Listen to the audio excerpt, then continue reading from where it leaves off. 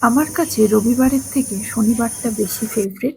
কারণ শনিবারের রাতে যদি আমি দেরি করে ঘুমোইও, সকালবেলা তাড়াহুড়ো করে ওঠার কোনো বেলাই থাকে না। তাই বলতে পারো শনিবারটা এক প্রকার আমাদের মুভি টাইম। তাই মায়ের সাথে যতটা সম্ভব ততটা টাইম কাটানোর চেষ্টা। তাই হালকা ফুলকা রান্না করে নেওয়াটাই আমার কাছে শ্রেয়।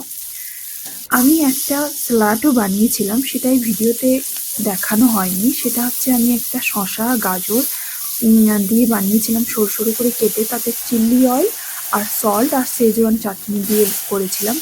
যেটা আমার মা হচ্ছে বাঁধাকপির পাতা দিয়ে খেতে খুব পছন্দ করলো। আর আমিও তার দেখাদেখি খেতে দেখলাম, খুব ভালো লাগলো।